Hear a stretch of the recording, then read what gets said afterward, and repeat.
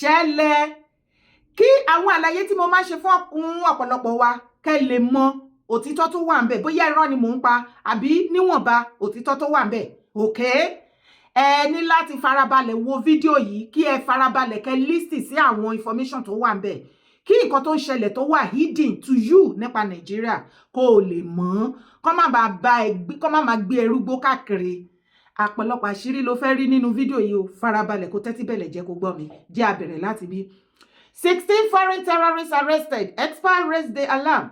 No fewer than 16 foreign terrorists and other suspects in Nigeria have been arrested by the military and other security agencies in separate operations across the country in 4 months. The foreigners, some of whom have been convicted and sentenced to death for terrorism, including Pakistanis, Chadians, and Nigerians. According to the military sources and media reports complied by our correspondents, they were arrested in separate operations across Northeast and North Central part of the country between May 2025 and July 2026. About 16 foreigners, terrorists, òun ni ọwọ́ ìjọba bàbá Tinubu ti mú tó wá láti Chad, wọ́n wá láti Niger, wọ́n wá láti Pakistan. Ṣé ti rí wípé àwọn northerner wọ́n ti graduate. Ṣé mọ̀ wípé àwọn northerner yìí ní Borno àwọn ni wọ́n produce the second in command ISIS terrorists in the whole world. Ká lè mọ̀ ibi tí àwọn northerner tí wọ́n irú ìgbésí ayé tán wálé ayé wọn wá gbé. Ó yàtọ̀ gédégbé sáyé tí ìwà àtẹ̀mí tá wà ní south tá ń gbé. Ìgbésí ayé wọn ní north is opposite ìgbésí ayé wa ní south. Bàbá Tinubu regional ṣùgbọ́n kí ọ̀rọ̀ mi kó lè yé ó ti máa ń gbọ́ lẹ́nu mi tipẹ́tipẹ́ wípé àwọn northern governor they are evil wọ́n dẹ̀ ti cast wá gbọ́ àlàyé bí wọ́n ṣe ń fi ọ̀rọ̀ terrorism tó fi enrich pocket wọn bó ṣe ń gbowó láti federal lẹ́nu ara wọn ní northern ni ó wá farabalẹ̀ kó gbọ́. Now Boko Haram is on 40 days break. If they want to argue, let them argue. Then I will release what? An evidence to that. They know and I know. There is nothing to hide. So if they are on 40 days break, people will feel like, oh wow, some people are working, you know, something is happening. But if they are able to mediate and tell them to hold on for 40 days, to hold on for 30 days, then continue, then who do you think should be investigated? The state government. Now, the women of the Goshe, that is the 460 women and children. They were what? They were at a specific point. You see the media talking about they were rescued, they were this, they were that. We did the mediations. I spoke to those people. I put those people into a position whereby they had to make a demand. Because initially they had no plans of releasing those people. You spoke to the terrorists? Of course, I was the one who made all the process. The video you saw online, I was the one who directed them to get that video for us. Okay. You know, it took me around 2 to 3 weeks communicating with them until I got to the top, you know, end of wherever I was supposed to reach. We had these discussions. They agreed to make the video proof of life. Let me quote and make it clear, ransoms was paid. Keep it aside. We know that. Yes, of course. Okay. Ransoms was paid in billions. How much? Around 5 billion was released. By who? Well, you want to call it the federal or state government, but ransoms were released. Now, those ransoms... Was it by the federal government or by the state government? You could put it as state government, federal government collaboration. They keep extorting the federal government, you know. Now Tinubu is there sitting, they bring problems to him. Our state, they've kidnapped, they've done this. What do they want? How do I solve this problem? They said they want 5 billion, they want this. What has the military done? The military has tried, but you know, they will kill and all that and everything. Then Tinubu goes like, okay, it's fine. What do we do? Let us solve this problem. Then he releases funds. State government gets her own. Some of the political powers in the state get her own. Then what? The terrorists get a cut of it. 5 billion. Imagine them getting 1.9 billion. Did you see the Oyo people problem when it came? Do you know they executed somebody? They beheaded somebody. Yes, do you know at a specific time they lined up around 15 to 25 women and children? They video called me. They were about to slaughter them off. This Sulhu de Zamalafia, I want us to have something. We will ask you people to probably lay down your arms for 2 months, 3 months. Then from there, we see where it goes. You know, we want our farmers to be able to go to farms and farm.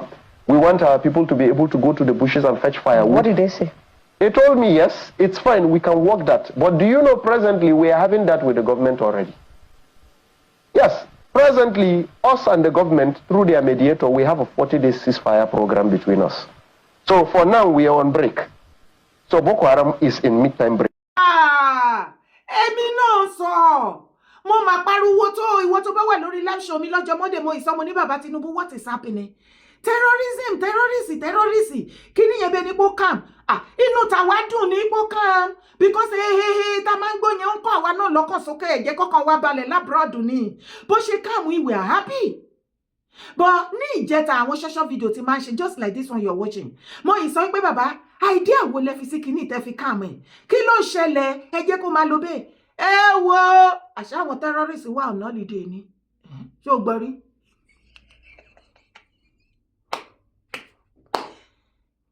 Òṣì pọ̀ nù Nàìjíríà as a country.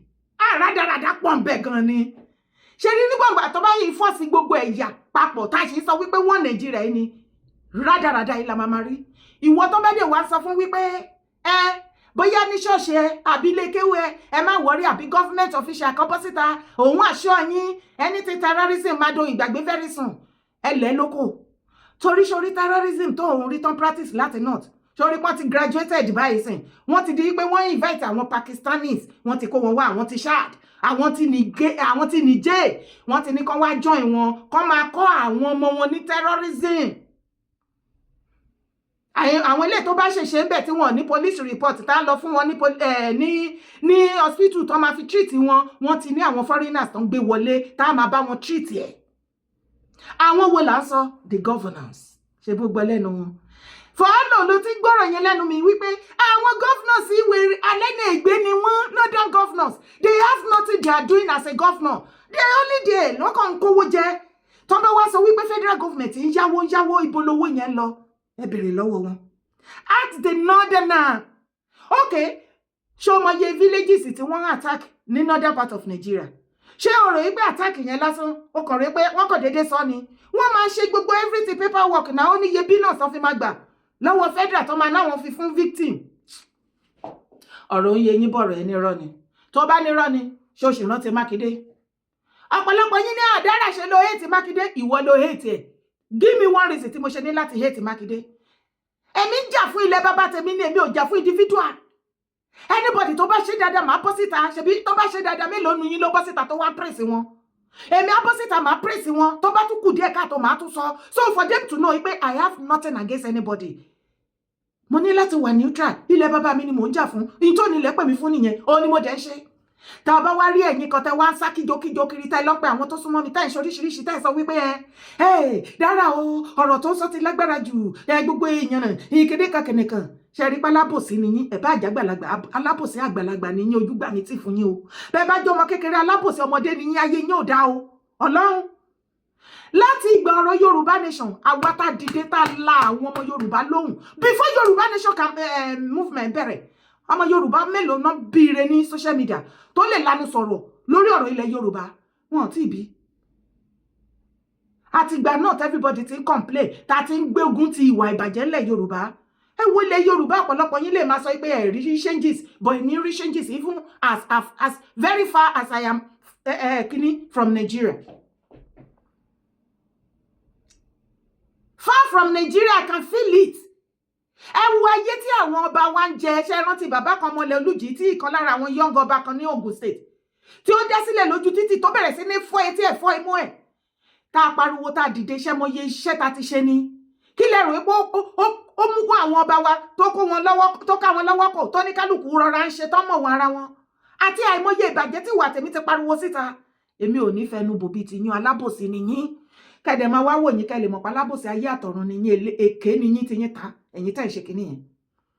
Ìjọ tí àwọn Mákindé tó bá ṣe dáadáa ṣáàrí ẹ̀ ìwọ tó ń sọ fún mi wípé ṣé Mákindé èmi ètì ẹ̀ jọ ìjọ tí Mákindé tó gẹ̀ẹ́tì ẹ̀ ráìtì tó bọ́ síta tó ṣe ẹni tí tó wà òkè ìwọ tó ń sọ̀rọ̀ tó wá àtàkì mi kí ló dé tó bọ́ síta kó wá pèsè. Because ẹ kò fẹ́ àtàkì iṣẹ́ mi kì í ṣe mi nìkan ni mò ń sọ̀rọ̀ nípa Mákindé or everybody nílẹ̀ Yorùbá bọ̀ ẹ lọ máa bá àwọn èèyàn tó súnmọ́ mi kán lè yẹ̀ mí lọ́wọ́ wò kán lè pa òmágógó mi lẹ́nu kẹ́ lè kó mi láyà jẹ kẹ́ lè gba iṣẹ́ tó onílẹ̀ rán mi mi ì ní bẹ̀rù onílẹ̀ kí n bẹ̀rù yín ibi tẹ́ ilẹ̀ kò ti mú yín lọ́wọ́ nìyẹn mi ò sí mi ń ronú bíi ti yín tẹ́ bá wá rí ẹ rí iye ìgbà tí mo ti ń complain pa àwọn northern governor they are evil ṣáṣìírí òtún báyìí 5 billion naira ni wọ́n gbà lọ́wọ́ federal lọ́wọ́ bàbá Tinubu ṣé bí òun àṣírí yẹn lẹ́ ń gbé yẹn wọ́n wá lọ bẹ àwọn governors northern governors wọ́n lọ bẹ àwọn terrorists lẹ́yìn ìgbà tó fún wọn billions of naira tán ẹ̀yọ̀ wọ́n wá bẹ̀ wọ́n wípé kán lọ fún holiday 40 days holiday òun ló jẹ́ kí everywhere kó calm lórí ọ̀rọ̀ insecurity àyà tó bá tún tẹ̀síwájú wàá gbọ́ dáadáa lẹ́nu máa yìí wípé àwọn tí wọ́n kó lọ́yọ̀ọ́ tí ò bá jẹ́ wípé federal tètè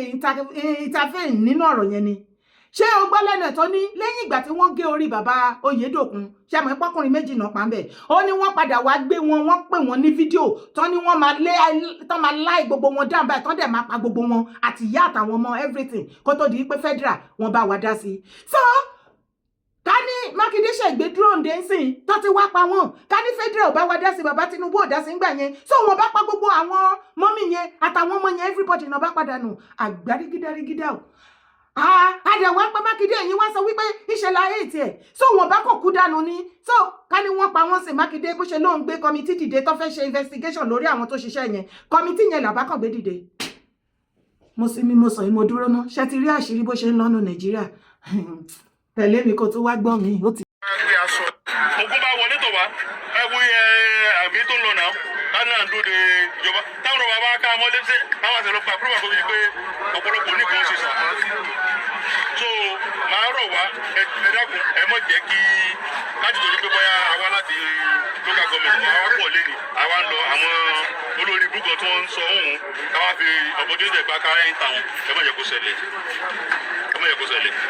mo ti rí pé ọ̀pọ̀lọpọ̀ wọn ẹnájì wọn ò ní ẹnájì láti lọ fi fèsì àwọn tó yẹ kó fèsì àwọn olóògùn tó wọn máa fèsì ìpè tó yìí ṣe fún Yorùbá nìyẹn kò sí yóò sì jà lórí àwọn kan so ìyẹn ní nǹkan tẹ́lẹ̀ tó ń ṣẹlẹ̀ yẹn ẹ dákun dán side attraction ni wọ́n pè é mọ̀ jẹ́ kẹ́ni bọ́ọ̀dù distract you know where we are going bẹ́ẹ̀ni kí wọ́n lóye òun lẹ́gbẹ́ olórí búkọ̀ tó wá fẹ́ lásọ the least you can do ẹ lọ report ẹ̀ ní nearest police station.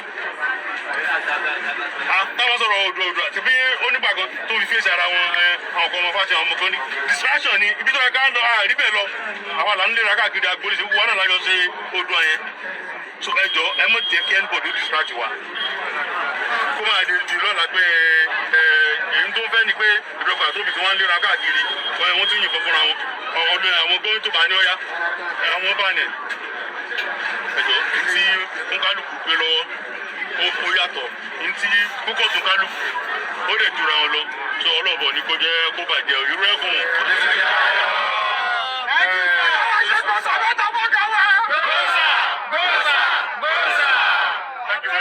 láfikún ọ̀rọ̀ ṣe rí asọ́tà wọ̀nyí ẹ̀dá ẹ̀jẹ̀ ẹ̀jẹ̀ kó jágbára fún wa ìyàwó wa ò ní ráìtì láti wọ̀ torí ẹ̀ la fi ní àwọn sọ́fínà àti intelligent tí intelligent bá ń ṣiṣẹ́ ń gbòòrò tó bá mú obìnrin tó wọ̀ tó ń béèrè question tí ò ní dáhùn ẹni tó bá sọ ló máa fèsì ó buy market nìyẹn ó ti buy job anybody tó bá gbé aṣọ.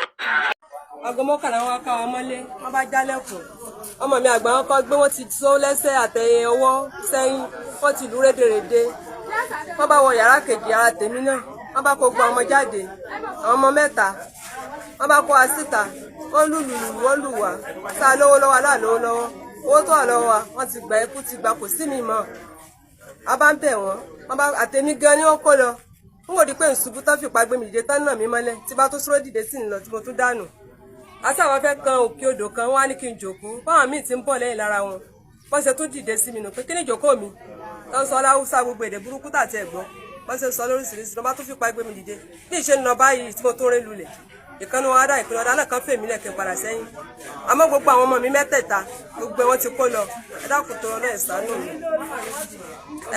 mi o ẹ dákun tó lọ ọba lọrin lọ́kà àmọ́ ẹ dákun tó lọ ẹ ṣàánú mi o kò ní bàbá mọ́ èmi nìkan náà ló kù tí mo gbọ́ ẹ ẹ ṣàánú mi torí Ọlọ́run ẹ ní ṣòfò mọ́ ẹ ní ṣòfò mẹ́dọ̀ kò torí Ọlọ́run gọ́fìnà ṣàánú mi ọmọ mi àgbà fẹ́ ṣe ẹ̀sánmù pólì àbájáde tí ó fi ṣe sáàpù ló wà báyìí o wọn ò jẹ́ kó rí ṣe o ẹ dákun torí Ọlọ́run ẹ ṣàánú mi ẹ ra àánú gbà o ẹ dákun torí Ọlọ́run yìí ló jèrè sí ẹ ṣàánú mi ẹ dákun torí Ọlọ́run ẹ dákun torí Ọlọ́run mo ní ọmọ ẹ ra àánú gbà o. Assalamu alaikum. Mo kí ọba wa ìlú Ìlọrin. Mo sì kí gómìnà wa Kwara State. Mo kí chairman wa local government wa Ìlọrin East. Gbogbo ohun tó ṣẹlẹ̀ sí mi ni mo fẹ́ ìsìnkú gbogbo yín. Ọlọ́run ó sàlámù ọ̀nà mọ̀kọ́wé làkà ìṣàánú wa. Tí ń ṣẹlẹ̀ ají ní òru jẹta. Ní nǹkan bí aago mọ́kànlá níjẹta. Yẹn bá ń jáde kò máa rí gbà pẹ̀lú sẹ́gì àmà. Wọ́n já tábà yìí dé yẹn wọlé gírígì ọba yìí dé. Wọ́n bẹ̀rẹ̀ sí sílẹ̀ kó kálukú ni. Ọmọ mi tí ó kọ́kọ́ gbé lọ yìí yàrá ní ọkọ̀ já. Egbawa Asiri sọ́ọ́lì yàrá ní ọkọ̀ já. Wọ́n kú gbogbo báàjì owó rẹ̀ tó gbé kalẹ̀ wọ́n gbé. After àgbà wọn sílẹ̀kùn yàrá màmá rẹ̀. Asiri Awon Asiri lọ sọ sẹ́yìn. After àgbà wọn sílẹ̀kùn yàrá màmá rẹ̀. Gbogbo tó náà ní ilé wọ́n sáà kó gbà síta. Èmi yìí náà gan mọ̀ wá nulẹ̀. Ibi tí wọ́n ṣe gbìdìgbìdì wáyé dé yọjú wáyé dé bí wọ́n ti wọ́ mi náà sí ọ̀dọ̀ nù. Wọ́n ṣàfihàn mi gólẹ̀ nínú ilé. So wọn ò tiẹ̀ já èmi ò tiẹ̀ gbérí léèdè tí wọ́n sọ wọn ò sọ fúdà ní o ìsò ìbú o ìsáwúsá ó lọ bí wọ́n ṣe ń sọ gbé ẹ̀rọ ni àgbérí tí wọ́n sọ àmọ́ èdè tí wọ́n jẹ́ dì sí àwọn máa pé bòrò ni wọ́n àwọ̀ wọn tí mo rí bòrò ni wọ́n. gbé gbòòsà mẹ́ta fọmọdé yẹn máa ti ru ẹkùn gbòòsà ṣe bẹ́ẹ̀ ra nǹkan tá à ń sọ lélẹ̀. Structure, discipline, this is the only thing tá à ń béèrè. Ẹ jẹ́ kó wà well structured, kó dẹ̀ ní discipline. Ló bá tán, ẹ jọ̀ọ́. I said the same thing. Ìgbà tí mò ń mú advice yẹn lẹ̀. Ìpè òṣè mẹ́jọ ń bá kíní ìjẹ́mọ yín lọ́wọ́. Ẹ ṣe gbọ́bẹ̀ ẹ ṣàwo báyìí. Ọ̀pọ̀lọpọ̀ yín lẹ gbé parí because I hate so much on Dara. Inú yín dùn. Ẹ believe pé you are looking for a way to create problem between me and Igboho. Mo dẹ̀ ti sọ fún yín 1,000 times wípé ẹ̀yin kọ́ lẹ connect mi àti Igboho. Ẹ lè tú wa ká lè jà. Èmi ò sí lára anybody, be it media or warrior or whoever tó bá close mọ́ Igboho. Tó jẹ́ pé ó ṣàlẹ̀ jẹ níwájú ẹni tó jẹ́ pé òun ló fi ń mí Igboho ló fi ń mí. Láìsí Igboho nínú ayé wọn, they can never do anything. Wọn ò lè achieve anything, wọn ò lè jẹ́ nǹkan kan. Èmi Dara ò sí ńbẹ̀. Igboho ní brand wọn, èmi náà ní brand tèmi. But my brand, mo fi support Igboho. Èmi ò sí lára àwọn tó ń ṣàlẹ̀ jẹ́ o lọ́dọ̀ Igboho tí ò ní tárí òtítọ́ torí ilẹ̀ tẹ́ ń ṣàjẹ́tẹ́ ẹ̀ nílé ìbá sòótọ́ ọ̀rọ̀. Èmi ò ń ṣerú èèyàn bẹ́ẹ̀ yẹn. Mi ò make sísì lára Igboho. I keep saying it. Mi ò jẹ́ èrè kan báyìí lára ẹ̀. Kì í ṣe pé bí mo fi ń tàbùkù wọn. Mo ń jẹ́ kó yé yín wípé mo dúró tán mo wẹ̀ mo yán kànkàn.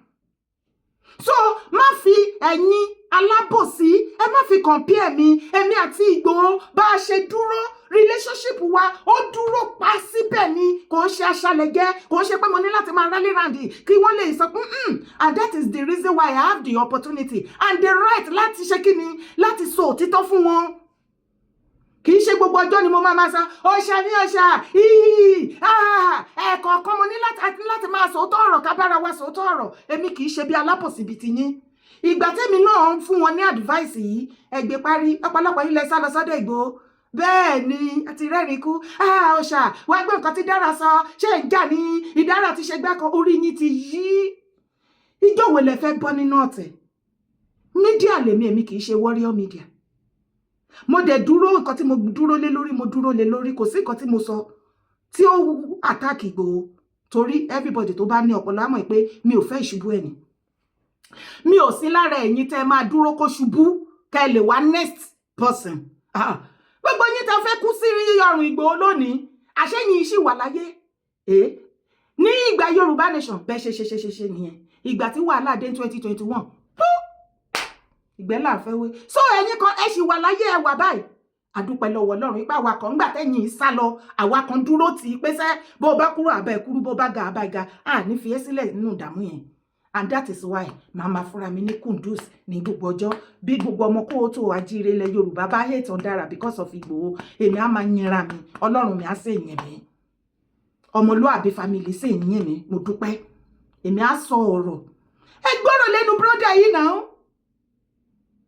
ó ní kí ló wí ó ní Ganiyu Ige àti OPC faction àwọn ọ̀dà OPC wọ́n ti jẹ́ ká mọ̀ wípé àwọn ọ̀dà OPC faction àwọn kan náà ṣe rádaràda Gani àtàwọn tí ẹnìkan ni ó ní kò sí nǹkan míì tó fẹ́ àṣefìjì pé kán dá wàhálà lẹ̀ kẹ́ bẹ̀rẹ̀ sí ní tàtàtà ara yín kẹ́ kọjú ìbọn síra yín kẹ́ máa para yín bó ṣe ṣe ní some years back tí àwọn ti fàṣẹ ń kọjú ìjà sí títí ẹ̀ tó ń para wọn tí OPC generally tó fi ní irú problem tán nílé ní tí ò ságbára kankan mọ́ ó ń fẹ́ kí wọ́n ṣe láṣebàjẹ́ bẹ́ẹ̀ wọ́n á provoke ẹ̀yin ọmọ Ìrù Ẹkùn débi pé ẹ bá pàdé ara yín patí ẹ máa wèlé yín ṣé ti gbàgbé pé ó ti fẹ́ ṣe some years back tó jẹ́ pé àwa là ń sọ fún yín pé ẹ má retaliate nǹkan tó ń fẹ́ nìyẹn ìdí méjì ni Gani fi ń fẹ́ lára àwọn òòṣà tó máa ń ṣe agbára fún ó ní láti ta ẹ̀jẹ̀ sílẹ̀ ẹ̀jẹ̀ fresh ẹ̀jẹ̀ ọmọ Yorùbá wọ́n ní ká sọ fún yín ẹ má jẹ́ kó ta ẹ̀jẹ̀ yín sílẹ̀ ó fi ń ṣagbára ni á fi make mọ́ owó á fi make mọ́ ọlá á fi ní iyì mọ́ ìkejì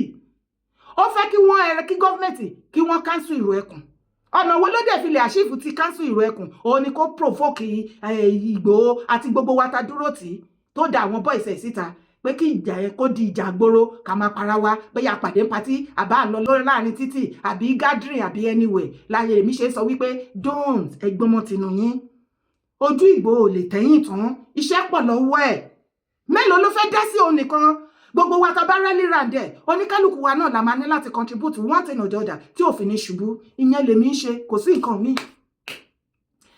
now ẹ̀yin Kwara kí lẹ wí ṣé lánàá ilẹ̀ ló tún ṣẹlẹ̀ wọ́n tún ti wá kó yín lógúnlógún lọ́gbọ̀lọ́gbọ̀ ẹjọ́ ẹ má bínú ẹ̀yin ọmọ Kwara o ẹjọ́ advice tèmi lélẹ̀ ẹ lọ sọ́dọ̀ àwọn heritage foundation àbí heritage kí náà pé wọ́n ẹ lọ bá lọ ya sáàdì náà ẹ lọ pé lọ ya sáàdì mo tiẹ̀ láìkì yín tẹ́tí ń pè emir ṣé wá rí gọ́vnà Abdullahi tẹ́lẹ̀ ń pè yẹn kò ní lè work gọ́vnà Abdullahi ò ní lè dá yín lóhùn because gbogbo northern governor pátápátá ok ṣé Yorùbá gbogbo wọ́n fi bó ṣe pa yín tọ́kọ yín lọ́mọ lọ yẹn ó ní iye tó máa fi tí gọ́vnà yín máa fi cash out lọ́dọ̀ federal wọ́n fi yẹn rí ìṣí pọ́kẹ́tì wọn ni kò sọ́jọ́ tẹ́ máa pè tó máa dá yín lóhùn tó bá dẹ̀ dá yín lóhùn á máa fi yín lọ́kàn balẹ̀ ẹ má wọ́rì wọ́n máa dé wọ́n máa mọ̀ èrò ọ̀nà pọ̀ ó dọjọ́ tó bá gbowó lọ́wọ́ federal wọ́n fàyè yín ikú tó ń pa yín mọ́ yẹn ń jí yín lọ́mọ gbé tó ń pa yín dànù àwọn gọ́vnà sì fi yín rí ìṣí pọ́kẹ́tì wọn ni ìgbà tá Ìrù Ẹkùn dẹ̀dẹ̀ tí wọ́n láwọn fẹ́ wá láti wá bá yín dá sí ṣèbẹ̀ rí ọ̀tẹ̀ tí wọ́n kó jọ àwọn ò ní gbà kẹpa ọmọ Adéyẹmọ fún wa o láìláì èmi ò sí lára àwọn tó máa ní Ìgbòho lọ bá wọn dá sí kó má ó dé wá dàbẹ ni pé mo dájú tán gẹ́gẹ́ bí abiyamọ tó gbogbo ọmọ kóòtù àjíire Yorùbá ẹ jọ̀ọ́ ẹ bá mi dá sí ibi comment section kí lẹ fẹ́ kí Ìgbòho ṣe lórí fídíò tí wọ́n jù síta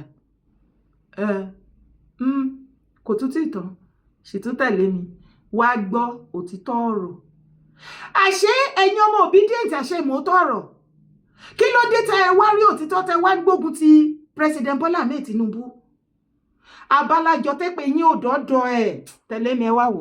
Person we voted in this country is Bola Ahmed Tinubu. And because the man we voted is not talking. That is why I keep saying we didn't vote all these characters that are talking. The first thing is that a leader must be speaking to the people. The person we voted in this country is Bola Ahmed Tinubu.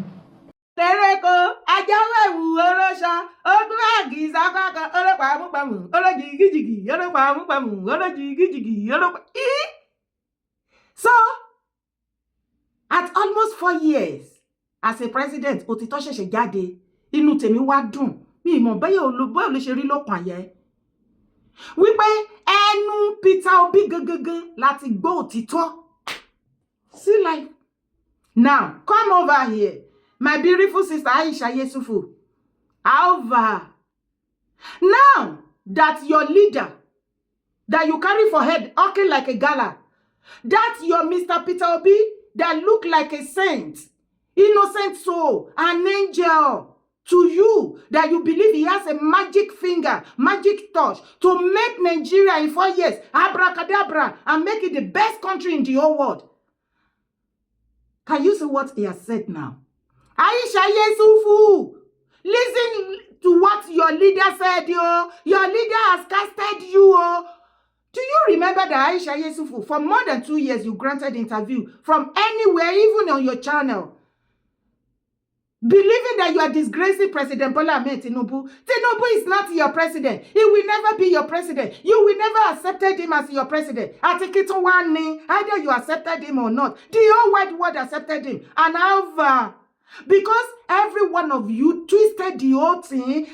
It was Mr. Peter Obi that won the election in 2023. They rigged it. Tinubu rigged it. Hey, even when Mr. Peter Obi took the whole matter to the court with different files, he was not even going to the court in order for them to declare him president, but to remove Tinubu. All what every one of you are after is to remove Tinubu because he's a Yoruba man.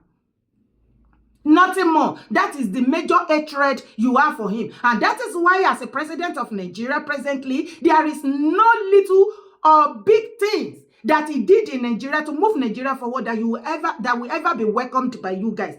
That is why the Igbos believe that the only thing they could do to destroy Tinubu and his government is to be releasing propaganda video every minute, every second, condemning his work, condemning his government. Believing that it's going to work, and by next year, after the election, they will declare Mr. Peter Obi as the next president of Nigeria. The same Peter Obi that promised all of us, if he becomes Nigeria president, he's going to give us what? 24 hours electricity. But all of a sudden, recently, he said, no, not even 4 years. He doesn't even know how to do that. And if you listen to Amechi and every one of the Igbo political class coming out, downgrading Tinubu, saying one thing or the other about his government, you will know that all of them are empty-headed. They have nothing tangible to offer that is better than Tinubu's own. The only thing they are after is remove Tinubu. Okay, if they remove Tinubu, you want to take over. What do you have to offer? That means you have to give us something that is better than what Tinubu did. Okay, tell us what are the things that you want to do for us that Tinubu did not touch. Babu, all of a sudden, everywhere, me. So, Aisha Yesufu, you see the reason why all your causes and everything towards Tinubu for rigging 2023 election, you see the reason why it did not get to him and his family. It will never reach. Return back to the sender. That is why every one of you fight and quarrel every minute, every second, from ADC to NDC, from NDC to DDD to da. And that is why Mr. Peter Obi is disgracing every one of you. Mr. Dele Faro, Bami Dele FAROTIMI, Alva, because to you, Mr. Peter Obi is an innocent soul. He's an angel from heaven that is here that God sent to us to change Nigeria for better. Yeah. And you also, you know the way you have been attacking Tinubu and his government, left, right, center, and be painting Mr. Peter Obi as if he's an angel. Every one of you caused him, abused him. He rigged the election. Now, look at your candidate that you are marketing every minute, every second, every interview you attended. He came out and disgraced every one of you shamelessly. You see, he has said the truth. Nobody rigged it. The winner of that 2023 presidential election is President Bola Ahmed Tinubu. So what are we talking about again? Aisha Yesufu, shame. Mr. Dele FAROTIMI Faro, shame. Oh, Rufayo saying Nara is our market. Shame. Begin to mention their names on my comment section. God bless you as you do so. orúkọ tèmi ò yí padà Yèyé Dára Kowó Èkókókó ni mò ń jẹ́. Àní Yorùbá ló ní síá ìsìn. Ẹ jẹ́ ká ṣe bí ọmọ tó ní síá. Ẹ má jà pẹ́ lọ́bọ̀ jáwúra. Àwọn ọlọ̀tẹ̀ àárín wa ayé yín ti bàjẹ́. Má gbàgbé láti bá mi like video, bá mi share, comment, support my brand. Ṣó ti bá mi subscribe? Oh, ti subscribe. What are you still waiting for? Oya, do now. Bye for now.